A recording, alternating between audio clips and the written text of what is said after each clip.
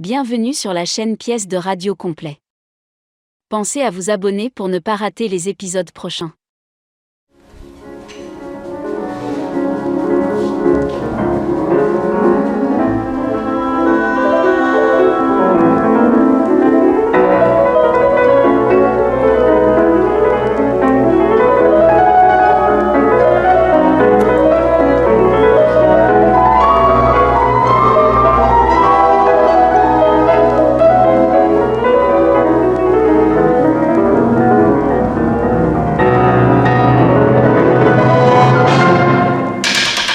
Messieurs du triangle et de la percussion, vous croyez-vous?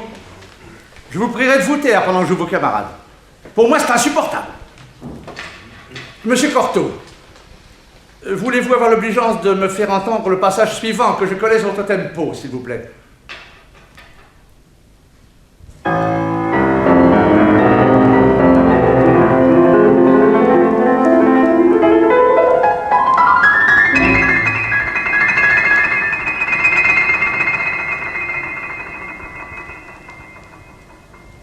Fort bien. Vous avez peut-être tendance à apprécier le mouvement. Je l'aimerais un soupçon moins vite. Oh, en rien. Bien, maître. Attention, messieurs. Nous reprenons au 21 de 34.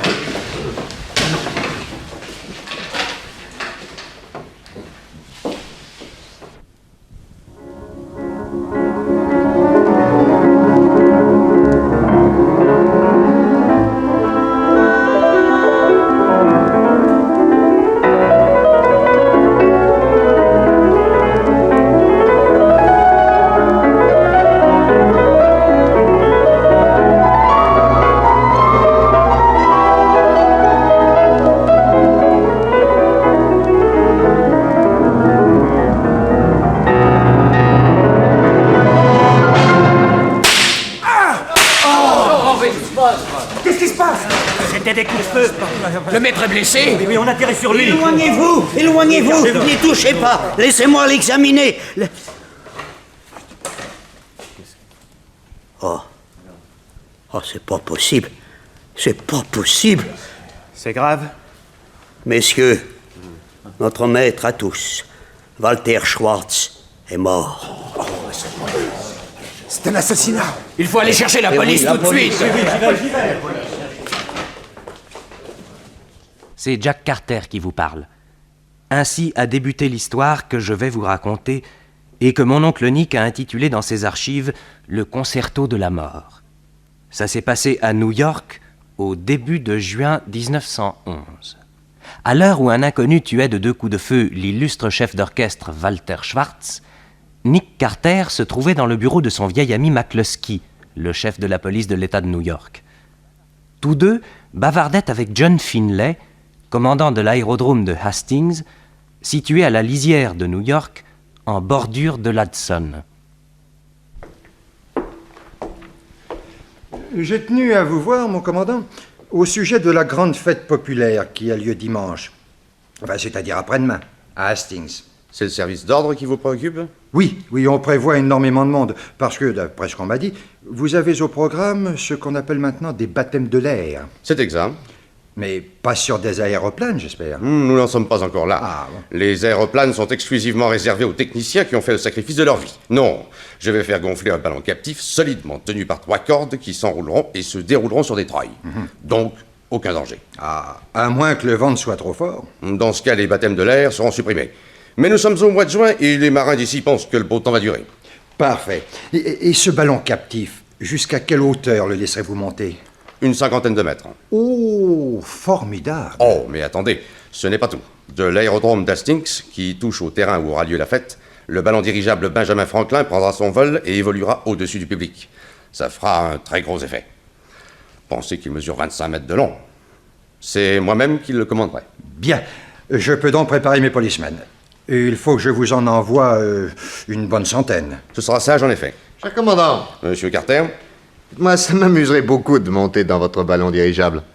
Il n'y aurait pas une petite place pour moi? Si cela vous tente vraiment, je ne veux pas vous refuser ce plaisir. Venez dimanche. Merci, Finlay, je vous revaudrai ça. Oui, entrez. Qu'est-ce qu'il y a, Brown? Walter Schwartz vient d'être assassiné. McCluskey et Nick Carter bondirent au Metropolitan Opera et l'enquête commença. Il a reçu 2 balles dans le dos. Nick, qu'en pensez-vous? On a tiré avec une carabine de la 4e baignoire là-bas en partant de l'avant-scène. Comment le savez-vous? Les 2 balles ont pénétré sous l'omoplate gauche. On a donc tiré de la gauche. Et ce ne peut être qu'avec une carabine étant donné la distance. Enfin, il y a gros à parier que l'assassin était dans la baignoire dont je vous parle. La seule dont le grillage soit levé. Allons y jeter un coup d'œil. Ah oui, mais auparavant, peut-être ferions-nous bien de voir ce que contenaient les poches de la victime, non? Oui, vous avez raison. Brown, Oui. voulez-vous regarder? Voilà son portefeuille avec un peu d'argent, son carnet de rendez-vous, un peigne, un mouchoir, une montre en or avec la chaîne et dans la doublure de la veste, des baguettes. Oui, il en avait en réserve parce qu'il en cassait souvent. Il était très coléreux. Il venait toujours aux répétitions avec cette vieille veste. Ça fait 30 ans que je la lui connais. C'était pour lui comme un talisman, un porte-bonheur. Ouais, pas aujourd'hui. À l'intérieur, vous voyez, il s'était fait faire une poche étroite et très profonde pour y glisser ses paquettes. Tiens, mais pourquoi avait-il aussi celle-là? Il ne l'emportait jamais. Quoi donc? Et cette paquette en bois d'ébène? Regardez, c'était un présent que lui avait fait il y a une dizaine d'années l'Orchestre Philharmonique de Philadelphie. Oui, il y a un petit écusson en or avec quelque chose gravé, si vous voulez lire. Au maître Walter Schwartz, en hommage de profonde admiration. Orchestre Philharmonique de Philadelphie, 16 octobre 1902. Brown, Oui. veuillez faire un paquet de tous ces objets. Bon, maintenant nous allons aller examiner cette baignoire là-bas. On peut gagner la salle par cette petite porte. Pardon. Là. Si vous voulez passer, on est tout de suite dans le couloir circulaire. Oui, je vois. La 4e, vous avez dit, n'est-ce pas, Nick? Oui, regardez. C'est la seule baignoire dont la porte soit restée entrouverte. Oui, c'est vrai. Ah bah tenez, à l'intérieur.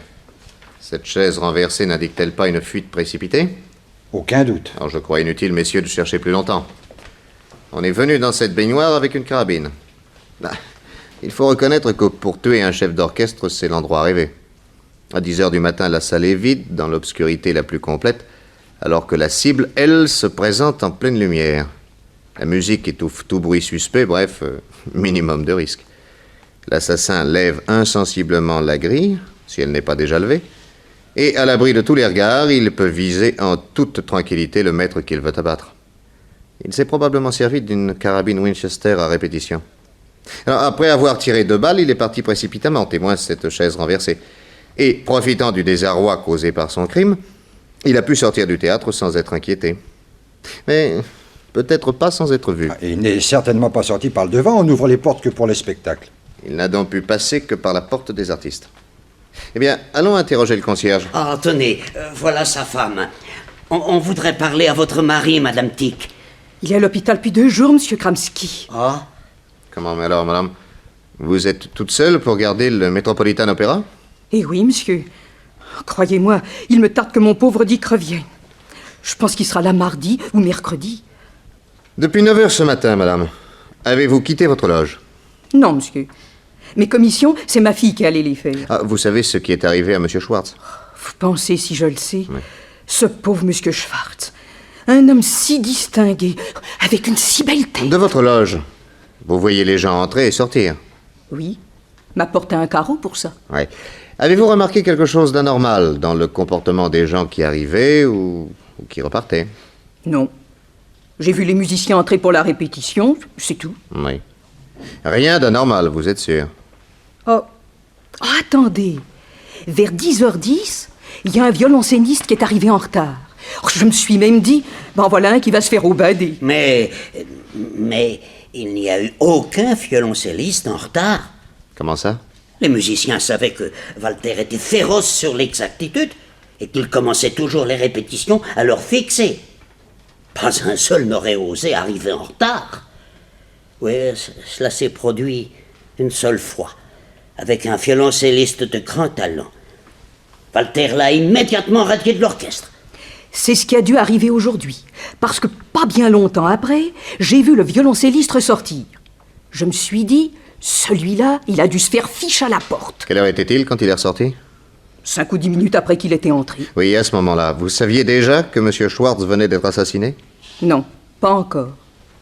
Tenez, c'est presque tout de suite après que quelqu'un de l'orchestre est venu dans ma loge pour téléphoner à la police. Oui.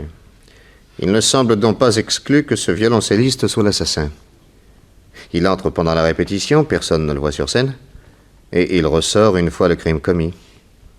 Mais pour que vous en ayez déduit, Madame Dick, qu'il s'agissait d'un violoncelliste, je suppose que cet individu tenait un violoncelle à la main.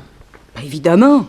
Sans ça, je lui aurais demandé où il allait. Oui, je vous remercie. Monsieur Kamsky, vous venez de nous parler d'un violoncelliste qui avait été renvoyé de l'orchestre. Oui, Chadwick. Quelle a été sa réaction quand Walter Schwartz l'a chassé? Il a eu comme un mouvement pour sauter à la gorge de son chef, mais il s'est contenu et il est sorti pâle comme un mort. Seulement l'après-midi, quand il est venu dans mon bureau pour que je lui règle son compte, il m'a fait une de ses colères et il m'a dit qu'un jour, il aurait la peau de Schwartz. Il y avait des témoins? Non, nous n'étions que tous les deux. Où cela s'est-il passé? À Chicago. Chadwick habite à quel endroit? Ici, à New York. Quelle est son adresse? Ah, je dois l'avoir dans mon carnet. Ah, voyons. Chadwick, voilà. Oliver Chadwick. 8e rue, numéro 14. C'est tout près de Greenwich Village. Merci. Nous allons rendre visite à cet intéressant personnage. Nick Carter et l'inspecteur Brown arrivèrent en fin de matinée au domicile de Chadwick, une petite maison étroite à un étage de style hollandais. Et pendant que Brown fouillait toutes les pièces, Nick interrogea le violoncelliste. Savez-vous que Walter Schwartz a été assassiné tout à l'heure à 10h15? Pas possible. Ça, par exemple. Mais par qui? C'est pour le savoir que nous sommes ici. Comment? Je me suis laissé dire que vous aviez travaillé sous sa direction. Oui, pendant des années. Quand l'avez-vous quitté? J'avais signé pour toute la tournée d'Amérique du Nord et du Sud. On avait commencé par San Francisco, où il habitait. Et puis, en cours de route, j'ai abandonné. Ah, pour raison de santé? Non. On vous a certainement dit qu'à Chicago, il m'avait flanqué à la porte parce que j'étais arrivé en retard à une répétition. Oui. Cela faisait 15 ans que je travaillais avec lui. Avouez que c'est dur. Je crois même savoir que vous avez très mal pris la chose. Et mettez-vous à ma place. On ne jette pas sur le sable un artiste en pleine saison pour une misérable bêtise. Vous avez proféré contre lui des menaces de mort. Moi? Oui, mais jamais de la vie. Où avez-vous été chercher cela? Ça s'est passé dans le bureau de M. Kramsky. Ah, vous m'en direz tant. Kramsky, le vautour. Ah oui, un soir, je l'ai traité de crapule devant tout l'orchestre. Eh bien, j'aime mieux vous dire qu'il ne me l'a pas pardonné, et chaque fois qu'il peut me faire du tort, il ne me rate pas, et avec les pires mensonges. Où étiez-vous tout à l'heure? À 10h15. Moi? Mais... dans la rue. Oui, ça c'est en général ce qu'on dit quand on n'a pas d'alibi. Mais j'étais dans la rue, c'est la vérité, mais qu'est-ce que vous voulez que je vous dise d'autre? Et que faisiez-vous dans la rue? J'avais reçu une convocation pour aller voir un monsieur Hafner, un directeur de café-concert qui avait besoin d'un pianiste. Et comme je suis sans travail et que je joue du piano, alors... il m'attendait chez lui à 10h15. À 10h15, tiens, comme oui. par hasard. Et où habite-t-il, ce monsieur Hafner? À l'autre bout de New York, dans la 134e rue. Et vous êtes arrivé à l'heure? Ah oui. Quand j'ai sonné chez lui, il était 10h15. Ah, bah alors il peut en témoigner. Ah non. Pourquoi ça? Parce qu'il n'était pas là. Oh, allons donc. J'ai eu beau sonner, ça n'a pas répondu. D'ailleurs, la maison était complètement fermée. Il doit être en voyage. Et j'aime mieux vous dire que j'étais pas content. On n'écrit pas aux gens pour après leur poser des lapins, enfin. Oui, bien sûr. Monsieur Carter. Oui? Regardez ce que je viens de trouver dans la cave. Qu'est-ce que c'est que ça? Ah, bah c'est un violoncelle. Ah oui, comme vous voyez, un violoncelle dans une housse muni d'une poignée pour le transporter. Et alors? Il était à la cave, soigneusement dissimulé sous un tas de ferraille. Mais ce n'est pas à moi, ça. Je n'ai jamais vu ça de ma vie. Pourquoi simuler la surprise, monsieur Chadwick? Enfin... La présence d'un tel instrument chez vous n'a rien de surprenant. Mais si. Je n'ai que 2 violoncelles. Tenez, les voici. Oui. Alors. Et si vous avez trouvé celui-là dans ma cave, je me demande bien qui a pu l'y mettre, par exemple. Allons, dites-nous pourquoi vous l'aviez caché. Mais je vous répète qu'il n'est pas à moi. Il est venu tout seul. Pourquoi tenez-vous tellement à ce que nous croyons qu'il n'est pas à vous? Par respect de la vérité. Ou pour vous défendre. Mais me défendre de quoi? Monsieur Carter, si vous voulez bien examiner cet instrument comme je l'ai fait... Oui, fais voir. Bon, à première vue, il n'a rien de particulier. Ensuite, j'ai l'impression qu'il pèse plus lourd qu'il ne devrait.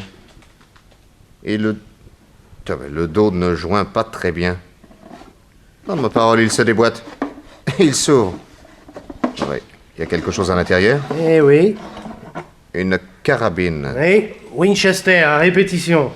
L'arme qui a tué Walter Schwartz. Mais je ne connais pas cette carabine, pas plus que ce violoncelle truqué, enfin. Ouais, étant donné leur présence dans la cave, à qui le ferez-vous croire? Mais je vois très bien ce qui s'est passé. Vous décidez de tuer Walter Schwartz. C'est alors que vous avez l'idée de vous servir d'un de vos violoncelles comme d'une boîte dans laquelle vous cachez cette carabine. Mais non. Vous passez devant la concierge du Metropolitan Opera, comme si vous alliez prendre part à la répétition. Vous pénétrez dans une baignoire, vous tirez sur Schwartz, vous glissez de nouveau cette arme dans votre violoncelle et vous filez. Absolument. Vous rentrez chez vous et vous cachez les instruments de votre crime au fond de votre cave en attendant les événements. Mais c'est faux, archi faux. Schwartz a certainement été assassiné, comme vous le dites. Mais ce que je crois, moi, c'est qu'en cachant ces objets dans ma maison, l'assassin a voulu jeter les soupçons sur moi, oui. Pourquoi? Mais parce que j'avais proféré des menaces de mort. Ah, je ne vous le fais pas dire. Pourquoi m'avez-vous menti tout à l'heure? Eh bien oui. Oui, j'ai dit que j'aurais sa peau, bien sûr. Mais et puis après... Mais vous, quand vous êtes en colère, vous ne dites pas n'importe quoi? Ah, j'évite. Oh, vous n'êtes pas un saint. Je sais. Dites-moi, vous m'avez parlé d'une convocation de ce monsieur Hafner. Oui. Montrez-la moi. Je ne l'ai plus. Ah, là, je l'aurais juré. Mais est-ce que je pouvais savoir? J'étais tellement furieux que ce type-là me dérange pour rien, eh bien, je l'ai jeté dans le ruisseau. Enfin, y aurait-il au moins une personne qui pourrait témoigner de votre présence à 10h15 devant la maison en question? Je ne sais... Attendez, oui. Oui. Il y a un policeman qui m'a vu sonner. Et il m'a dit... Enfin, vous voyez bien qu'il n'y a personne. Ça fait 3 jours que les volets sont fermés. Oui, bon, prenez votre chapeau. Et allons le voir tout de suite. Brown, voulez-vous appeler un cab, je vous prie? Tout de suite, monsieur Carter. Au début de l'après-midi, Nick Carter se retrouvait dans le bureau de McCluskey et lui racontait le résultat de son enquête. Eh bien, mon cher, l'alibi du violoncelliste était parfaitement exact. Nous sommes allés chez le policeman 4327 du 6e district qui était en train de déjeuner. Il a formellement reconnu Chadwick. Et il a précisé qu'il était bien 10h15 quand il a vu sonner chez Hafner. Comment a-t-il pu être aussi catégorique? Eh bien, parce qu'il avait pris sa faction à l'aube et qu'il devait terminer à 10h30. Oui, il venait de regarder plusieurs fois sa montre pour être sûr de ne pas faire de rabiot. Ouais, alors, vous avez rendu la liberté à votre musicien. Bah, naturellement. Et le mystère reste entier. Non, pas tout à fait. Parce que? À 12h30, j'ai invité Brown à manger un sandwich et à boire un verre de bière chez Herschel. Nous nous sommes installés au fond de la brasserie et, tout en mangeant, nous avons ouvert le paquet qui contenait les objets trouvés sur la victime. Oui, et vous avez découvert quelque chose d'intéressant sur le carnet ou dans le portefeuille? Non. Mais j'ai examiné de plus près cette baguette. Celle qui a été offerte à Schwartz par l'orchestre de Philadelphie? Oui. Mais qu'est-ce qu'elle a d'extraordinaire? Bien, j'ai d'abord été surpris de sa légèreté. J'en ai conclu qu'elle était creuse. Puis je me suis rendu compte que la bague centrale se glissait pour découvrir un pas de vis. Tenez, si vous voulez bien tourner vous-même. Il y a quelque chose à l'intérieur. Regardez, secouez. Qu'est-ce que c'est que ce petit rouleau de papier pelure? C'est un document chiffré. Ah, ça par exemple. Mais faut-il en conclure que Schwartz avait une activité clandestine? Et qu'il cachait ce document dans cette baguette qui ne le quittait pas? C'est possible. Oui, mais il faudrait savoir ce que signifient ces chiffres et ces lettres. Entrez. Chef, un homme demande à vous voir de toute urgence. Ah. Erwin Parker, attaché à la Maison-Blanche. Erwin Parker, ce nom me dit quelque chose. Oh, oui, je me souviens, je l'ai rencontré 1 ou 2 fois à Washington dans des conférences de police. Mais qu'est-ce qu'il me veut? Bon, je me retire. Hein. Non, Nick, nous avons encore à parler. Tenez, passez dans ce bureau. Allez, 5 minutes et pas davantage. Bon, entendu. Faites entrer, monsieur Parker. Bien. Comment allez-vous, monsieur Parker? Comment allez-vous, monsieur McCluskey? Excusez-moi de venir sans rendez-vous, mais il s'agit de l'assassinat de Walter Schwartz. Et je vous apporte une précision qui peut sûrement vous être utile. Attendez, je demandais à mon ami Nick Carter de nous aider à découvrir l'assassin.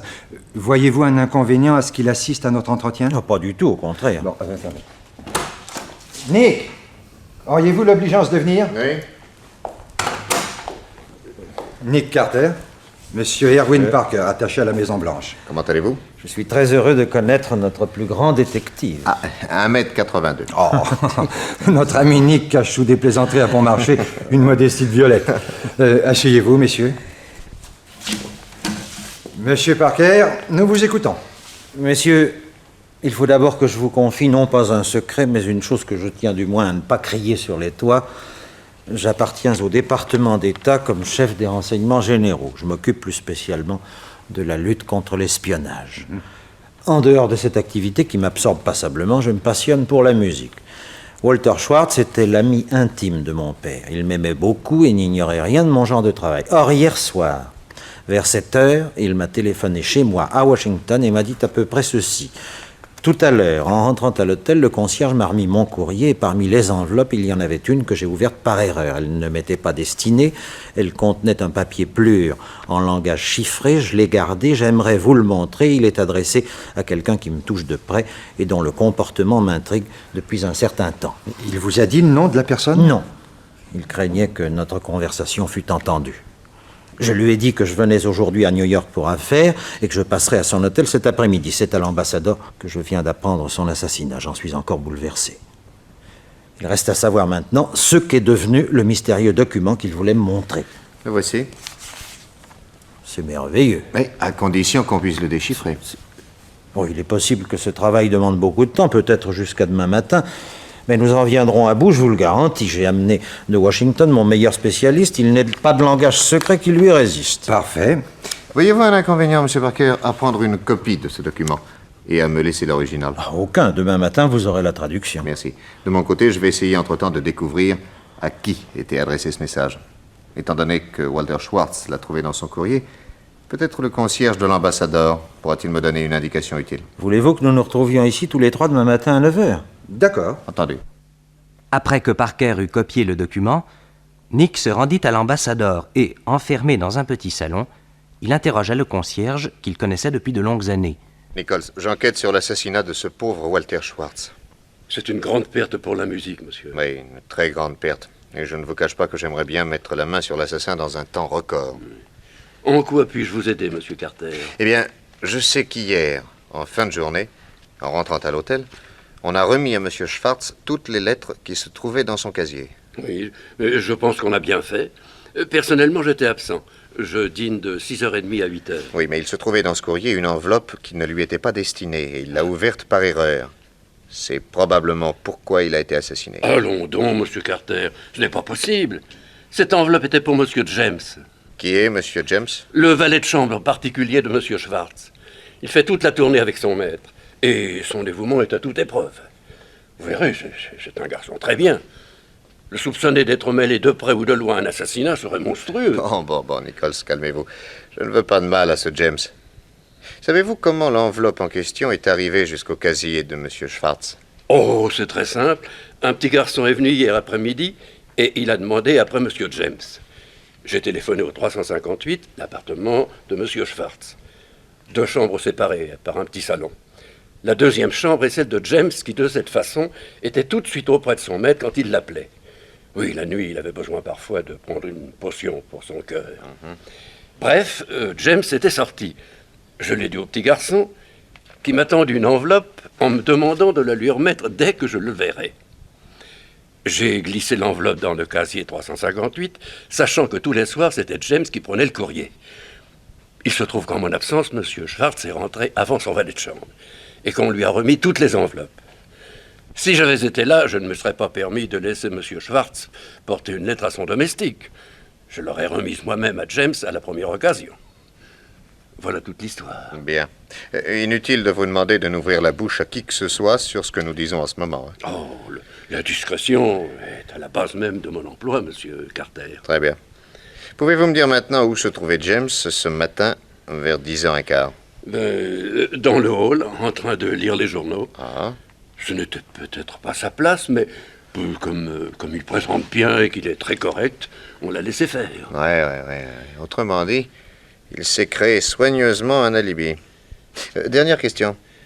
Connaissez-vous le petit garçon qui a apporté le message? Oui, de vue. C'est un gamin qui joue souvent sous les arbres, là-bas, de l'autre côté de l'avenue.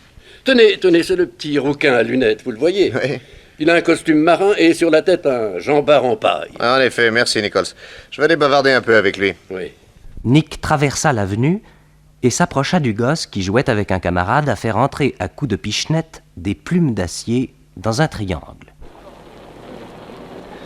Dis-moi, mon petit, Monsieur, hier après-midi, c'est toi qui as porté une enveloppe à l'hôtel Ambassador, là, en face, hein? Oui. Et qui t'avait chargé de cette commission? Une dame. Ah, jeune ou vieille? Oh non, une jeune. Qu'est-ce qu'elle t'a dit exactement? Elle m'a dit, voilà 50 cents pour toi si tu veux bien porter cette enveloppe à l'hôtel en face. Tu demanderas monsieur... Monsieur? Monsieur James quelque chose. Je me rappelle plus. Et tu lui remonteras l'enveloppe. Et c'est ce que tu as fait?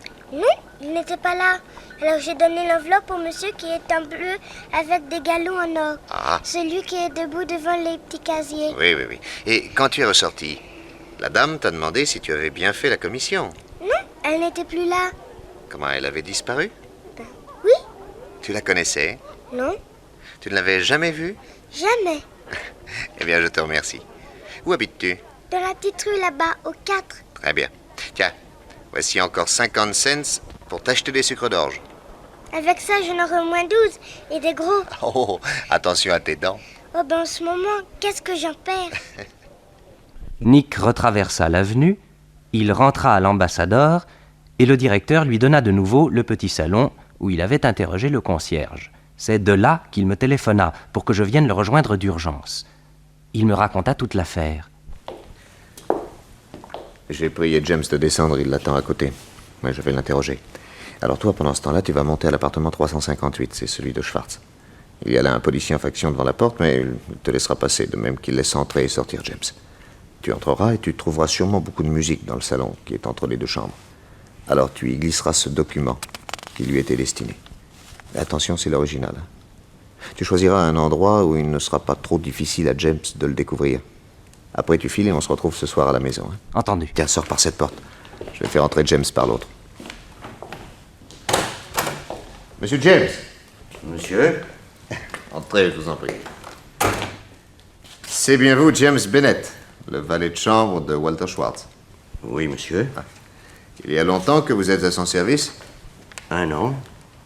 Dans quelles circonstances y êtes-vous entré? C'était à San Francisco, où monsieur habitait. Au moment d'entreprendre sa tournée dans les 2 Amériques, son valet de chambre est tombé malade. Et il est mort. J'ai appris que monsieur cherchait quelqu'un pour le remplacer. Je me suis présenté. Et, satisfait de mes certificats, il m'a engagé. Oui. Et vous avez donc fait toute la tournée avec lui? Oui, monsieur. De San Francisco, nous sommes descendus sur l'Argentine et le Brésil.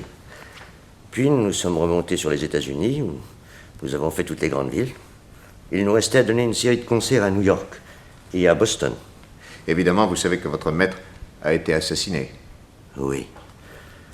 Monsieur qui était si bon. Mais il avait un caractère difficile. Il s'est certainement fait des ennemis. C'est possible. Entre autres, il y a un violoncelliste dont il s'est séparé brutalement à Chicago. Il paraît qu'il a proféré des menaces de mort contre monsieur. Peut-être pourriez-vous voir de ce côté-là? C'est fait, James. Monsieur Chadwick a un alibi inattaquable. Ah? Bon. James, vous étiez très dévoué à votre maître. Nous devons retrouver le criminel, et il faut que vous m'aidiez. Si, dans la mesure de mes moyens... Peut-être y a-t-il dans les papiers de monsieur Schwartz des éléments capables de nous mettre sur une piste. Il est trop tard aujourd'hui pour que je commence des recherches, ce sera donc pour demain. Mais si vous-même, d'ici là, vous pouvez découvrir quoi que ce soit en faisant des rangements, ne manquez pas de m'avertir. Hein? Je m'appelle Carter. Tenez, voici mon numéro de téléphone. Comptez sur moi, monsieur Carter. Le lendemain matin, à 9h, Nick retrouvait Erwin Parker dans le bureau de McCluskey. Alors, ce message. Messieurs, en voici la traduction. Je vous attends chez moi, 51e rue, numéro 37, second étage, dimanche matin à 11h30. Heureuse de vous connaître enfin et de travailler sous vos ordres, signé Flora Mitchell. Post-scriptum, votre mot de passe, toute puissance à l'honorable Taïkoum. Je répondrai, les Dairo le protègent. Taikum. C'est le nom qu'on donne en japonais à un chef militaire. Oui. Et le dairo est un chef religieux. Ce document, messieurs, explique tout. Une personne proche de Walter Schwartz espionne les États-Unis pour le compte du Japon. Je peux vous dire maintenant qu'il s'agit de son valet de chambre, James Bennett, qui n'est pas plus valet de chambre que moi d'ailleurs. Il est très probable qu'il a fait empoisonner le domestique de Schwartz au moment où il allait partir en tournée avec son maître et qu'il s'est fait engager à sa place. Ainsi, il a pu faire toutes les grandes villes des États-Unis et y demeurer chaque fois plusieurs jours sans pouvoir être soupçonné par qui que ce fût puisqu'il était le valet de chambre de l'illustre chef d'orchestre. Il est à peu près certain que ce Bennett est le chef du réseau nippon dans notre pays. Vous le voyez comme moi, prenant partout les contacts nécessaires et engageant des espions qui lui fournissent des renseignements sur nos bases militaires et navales, sur nos nouvelles constructions, nos armements, etc. etc. Oui, en ce qui concerne New York, son contact est cette Flora Mitchell. Aucun doute. Il était donc nécessaire que James Bennett fût en possession du message qu'elle lui avait adressé. Hier soir, je l'ai fait glisser dans la musique de Walter Schwartz, et je suis à peu près sûr qu'ayant continué à fouiller, James l'a trouvé cette nuit. Il sera donc au rendez-vous demain, dimanche, chez Flora. Mais j'y serai également. Et je vais vous donner des hommes. Merci, Mac. Jack, Patsy et moi, nous suffirons. Peut-être bien ferai-je appel à une autre personne encore, mais ce sera un maximum. Comme vous voudrez. Une seule chose importe maintenant. Il faut que nous ayons une preuve formelle de la culpabilité de ce Bennett. Et nous l'aurons. En sortant du bureau de McCluskey, Nick Carter se rendit à l'ambassadeur et fit descendre James Bennett pour lui demander s'il avait pu découvrir dans les papiers de son maître quelque chose qui fût susceptible d'amorcer une piste. James répondit que non, mais moi, pendant cette conversation, j'étais monté au 358. Le document que j'avais glissé la veille dans la musique avait disparu. James l'avait donc trouvé. Il irait sûrement au rendez-vous chez Flora le lendemain dimanche à 11h15. Et le lendemain dimanche, à 11h15, Nick sonnait chez Flora. Flora Mitchell? Oui. Je suis James Bennett.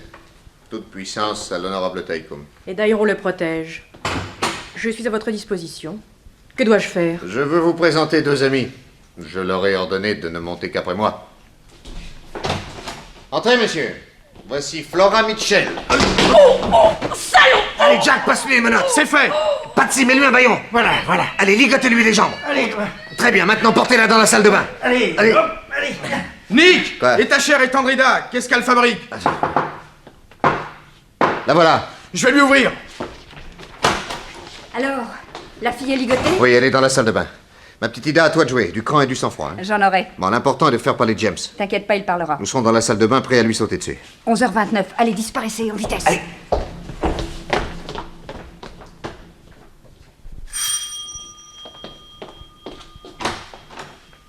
Flora Mitchell, Oui.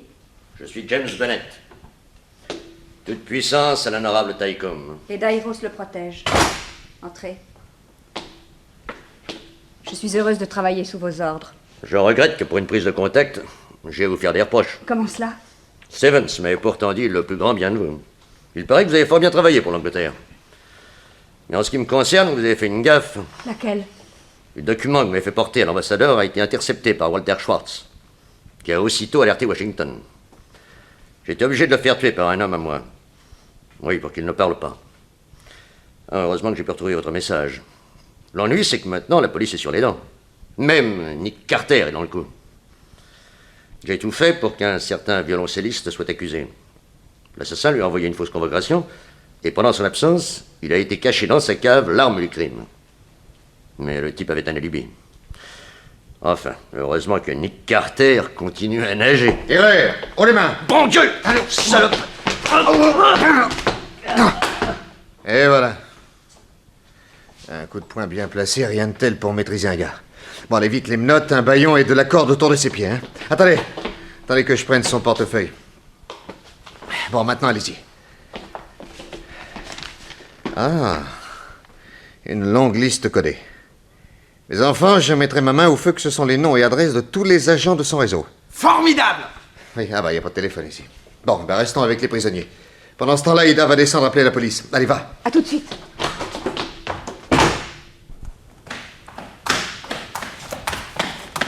Halte! Quoi? Qu'est-ce que vous me voulez? On est les gardes du corps de Bennett. On a tout entendu. Allez, la belle, on t'embarque! Nick! Au secours! Allez, La gaffe! Allez, vite, vite, on la descend, vite! Allez, Allez, vite, dans l'auto, vite!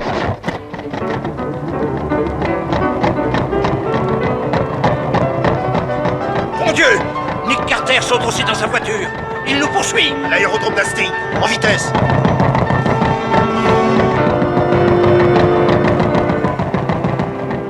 Et il faut garder la fille en otage. Nick Carter tient à elle et il nous rendra Bennett. Nick se rapproche! Tirez-lui dans les pneus!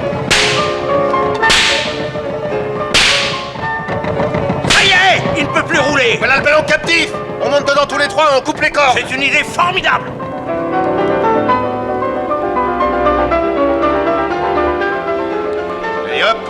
Allez hop, la fille, dans la nacelle! Laissez-moi. Laissez-moi. Allez, monte! Non. Moi, je coupe les cordes! Allez, lâchez tout! Au revoir tout le monde. Au revoir la Terre. Regarde ma mignonne, ton Nick. On dirait une puce. On est dans le ciel. Il peut plus te délivrer maintenant. Mais Nick luttera jusqu'au bout. Il court à l'aérodrome et il supplie le commandant Finlay de lancer son dirigeable à la poursuite du ballon qui s'éloigne au-dessus de la campagne. Finlay se laisse convaincre et le Benjamin Franklin prend l'air. De toutes ses hélices, il se dirige droit vers le sphérique qui emporte Ida. Plus vite, commandant, plus vite! Nous nous rapprochons d'eux. Qu'allez-vous faire? Tâchez de me les mettre à une portée de fusil. Je me fais fort d'abattre les deux bandits en deux coups. Mais mademoiselle Johnson, vous risquez de la blesser ou de la tuer. Non, je suis assez bon tireur. Vous allez voir. Touché! Ils sont tombés au fond d'un nacelle. Ida seule reste debout. Elle agite les bras en signe de joie. Pourvu qu'elle sache ce qu'il faut faire pour descendre. Oui, elle a tiré la soupape. Le ballon descend. Regardez, le ballon descend. Sauvez!